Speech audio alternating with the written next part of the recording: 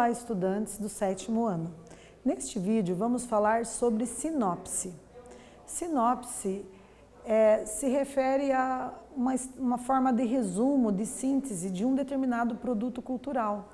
Esse produto cultural pode ser um filme, um espetáculo musical, uma peça teatral, uma ópera, um episódio de uma série, pode ser um livro. Então, provavelmente, muitos de vocês, com certeza, aí já leram, já tiveram a oportunidade de ler uma sinopse. Então, é um pouquinho disso que nós vamos falar aí, nesse momento nosso de reflexão sobre gênero textual, né? Então, dentro da língua portuguesa, nós temos ali vários gêneros textuais e hoje nós abordaremos pormenorizadamente a sinopse, certo? Então, vamos ver aqui quais são os nossos objetivos.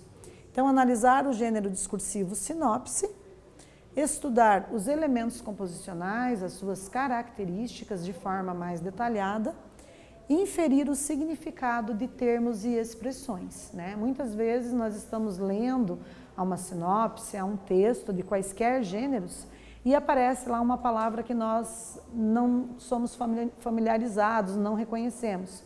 Nem sempre é necessário correr ao dicionário, seja esse dicionário online, seja esse dicionário impresso, para buscar o significado dessa palavra ou dessa expressão. Muitas vezes, dentro do contexto daquela frase, dentro do enunciado, nós conseguimos inferir, ou seja, adivinhar, deduzir o que significa aquela palavra, né, ou aquele conjunto de palavras que forma uma expressão. E temos sim condições de compreender ali de uma forma mais natural, sem se preocupar em fazer uma pesquisa aprofundada, o significado, né, daquilo que aparentemente não nos lembramos, né, ou não reconhecemos de imediato. Ok? Então, isso que é o que nós propomos aqui quando nos referimos a inferir o significado de termos e expressões. Você se lembra das características das sinopses? Né? Provavelmente vocês já leram, mas será que se lembram assim de ter prestado atenção nos elementos composicionais? Qual é a intenção do autor ao escrever uma sinopse, pessoal? Então, é isso que a gente vai tentar analisar, né, um pouquinho, né? Qual seria a intenção de uma pessoa quando resolve escrever de uma forma resumida o que vai acontecer em um determinado produto cultural? Você costuma ler as sinopses dos filmes, dos livros, de episódios de séries antes de conhecê-los? Para que servem essas sinopses? Então, para continuar refletindo sobre essas questões, vamos à aula. Vou convidar vocês para ler aqui comigo, né, o primeiro exemplo que a gente trouxe, intitulado 10 horas para o Natal. 3 de dezembro de 2020, família, comédia. Direção, Cris D'Amato. Elenco, Luiz Lobianco, Giulia Benitti e Pedro Miranda. 3 irmãos formam um plano para reunir seus pais novamente, após a separação, e assim salvar suas noites de Natal em família. Antes de assistir a um filme, é possível ter informações sobre ele, né? Então aqui a gente tem de uma forma bem sintetizada, né, uma síntese breve do que vai acontecer nesse filme intitulado 10 horas para o Natal. Né? Faz uma referência ao tempo curto que os personagens têm para resolver um conflito, né, que seria aí a possível separação dos pais. E eles, na tentativa de salvar a noite de Natal, então, resolvem ali elaborar um plano, né, para fazer com que os dois façam as pazes e terem uma noite de Natal em família, como sonham aí os filhos, né, os irmãos. Vamos continuar aqui, vemos o que temos no próximo slide. Então, as sinopses também aparecem na contracapa de livros, para que o leitor tenha informações básicas sobre o conteúdo desse produto cultural. Então, vejam aqui mais uma contracapa de um livro, né? E aqui a gente tem a informação sobre o que trata essa história desse livro. Então, vamos ler aqui comigo. Este é um conto, sobre uma chuva leve, uma mangueira em flor e o poder da imaginação. É narrado em ricas palavras e cores, que o transportarão a uma pequena aldeia localizada no Chad, um país africano. Lá você vai sentir o calor, saborear a refrescante chuva de manga e conheceram um rapaz chamado Tomás. Né? Então vejam que aqui a pessoa que elaborou essa sinopse convida o leitor para ler esse conto, né? E faz aqui algumas inferências para que ele se sinta realmente convidado, né? E se sinta transportado para essa pequena aldeia localizada no Chad. Obviamente, essas sinopses procuram atrair o leitor. Por isso, a elaboração dessas sinopses é pelo próprio autor do livro ou por profissionais da editora que o põem no mercado. Veja mais alguns exemplos nos slides a seguir. Então, a gente tem aqui a capa e a contracapa, né? Então, observem que na contracapa é que a gente vai ter a sinopse do livro, certo? E o que diz essa sinopse, né? Antes da gente verificar sobre o que trata essa história, observem aqui a linguagem não verbal, que são as imagens que estão aqui na capa, né? Então, vocês têm ali a figura do Erinlé, o caçador, né? E vocês têm também na contracapa outros desenhos, né, outras imagens, ilustrações que constituem a linguagem não verbal tanto da capa quanto da contracapa. Né? Isso tudo contribui para que o leitor se sinta ou não atraído, né, por consumir esse produto cultural, por ler aí esse conto. Então vamos ver do que trata. Erinlé era um caçador e guerreiro poderoso que, por sua força e coragem, era mais forte que qualquer outro homem ou animal. Sua fama não era em vão. Erinlé já tinha derrotado um leão, uma hiena e uma serpente enorme, além de um homem gigantesco que saqueava as aldeias próximas. Por esse feito, reivindicou para si mesmo o título de Rei da Floresta, o qual foi apoiado por todos de sua tribo. Né? Então, observe a seleção vocabular, né? As palavras escolhidas pelo autor da sinopse deste conto para sensibilizar o leitor, né? Provocar no leitor um efeito sinestésico, né? Fazer com que ele amplie o seu campo de imaginação e se coloque nessa aldeia e tenha aí vontade de ler e conhecer essa história. Então, vamos agora fazer uma atividade de aquecimento. Eu vou perguntar para vocês, o que significa a palavra em destaque nesse fragmento? Vamos ao fragmento. Erinlé já tinha derrotado um leão, uma hiena e uma serpente enorme, além de um homem gigantesco que saqueava as aldeias próximas. Então, observe que está sublinhada a palavra saqueava. E aí, qual seria um sinônimo aí, né? O que significa a palavra em destaque? Alternativa A, espancava, B, aterrorizava, C, roubava ou D, ajudava. Um tempinho para tentar responder a essa questão, assinalem uma das alternativas e a gente retorna na sequência.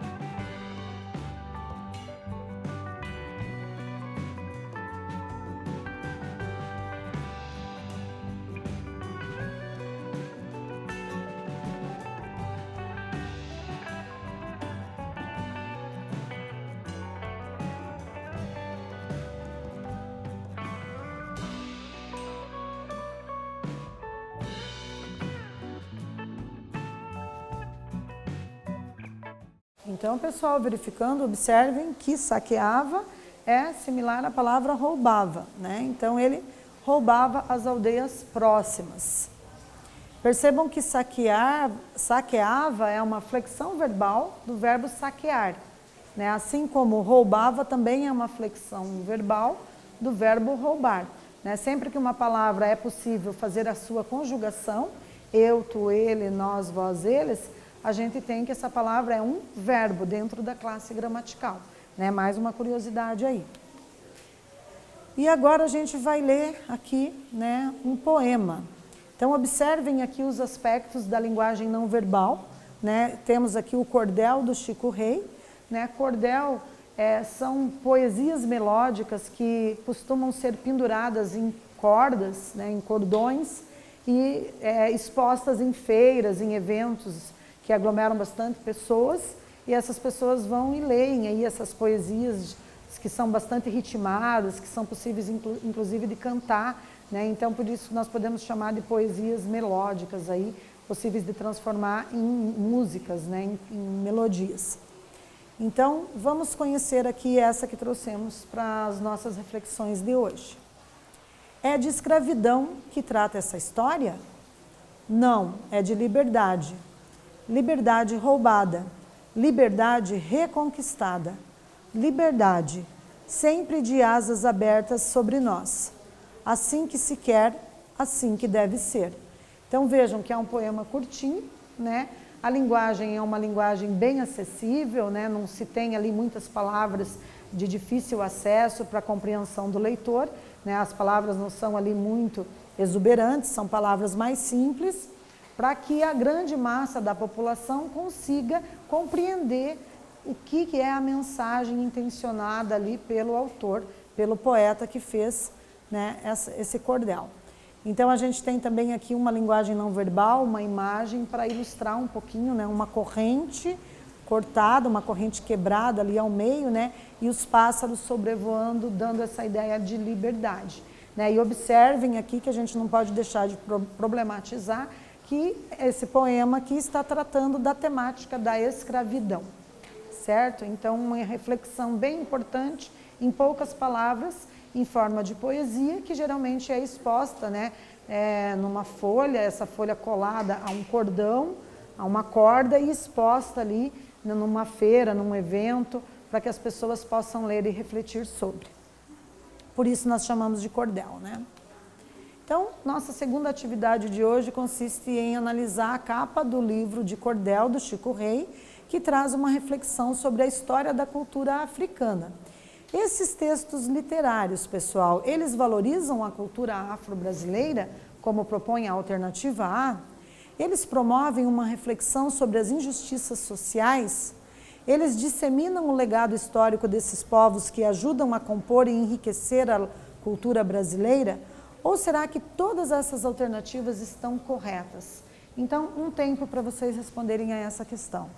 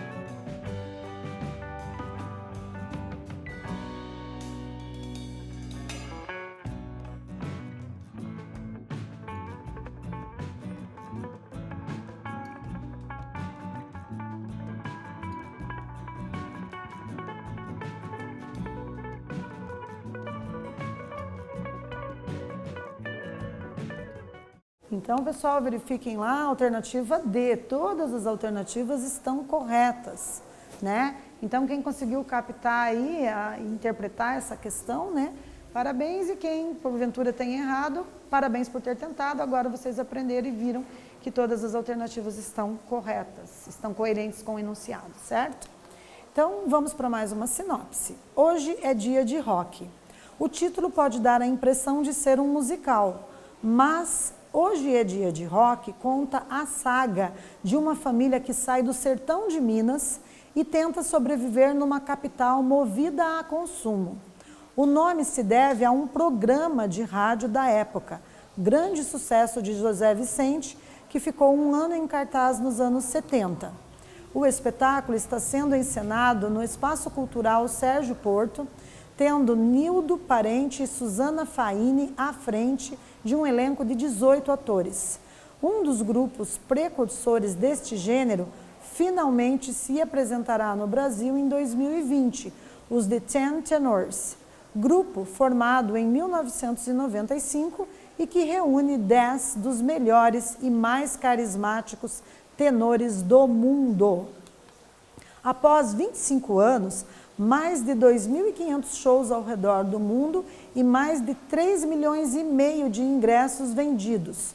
O grupo promete um show incrível com muita empatia, qualidade vocal diferenciada e repertório extenso que certamente agradará aos amantes da boa música. O repertório inclui clássicos como A Thousand Years, Unchained Melody, Somebody to Love, Love's in the Air e Nessun Dorma. Então, os elementos composicionais do gênero textual sinopse que podemos observar. Um texto essencialmente expositivo, como acabamos de ver, geralmente se apresenta na terceira pessoa do singular. Trata-se de um resumo de um produto cultural, que pode ser um livro, um filme, um espetáculo musical ou teatral, etc. Antecipa ao leitor as principais informações sobre a obra. Na sinopse, é interessante que não haja opinião do autor, né, a sua subjetividade, e a linguagem, então, deve ser objetiva e concisa. Então, vamos agora para mais um quiz. A sinopse, hoje é dia de rock, se refere a espetáculo musical, filme, livro ou teatro. Mais um tempo para vocês tentar acertar essa questão.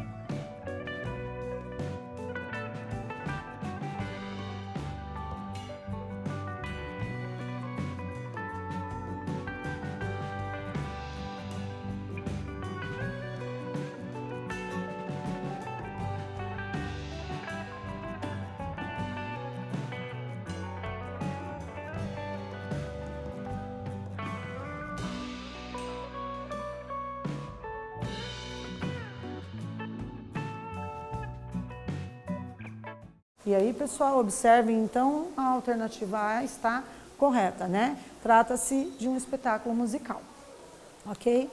Então, nessa aula, nós aprendemos sobre os elementos composicionais do gênero textual sinopse, lemos exemplo desse gênero textual, compreendendo sua função em relação aos produtos culturais, né? Então, espero que vocês todos tenham gostado e até breve!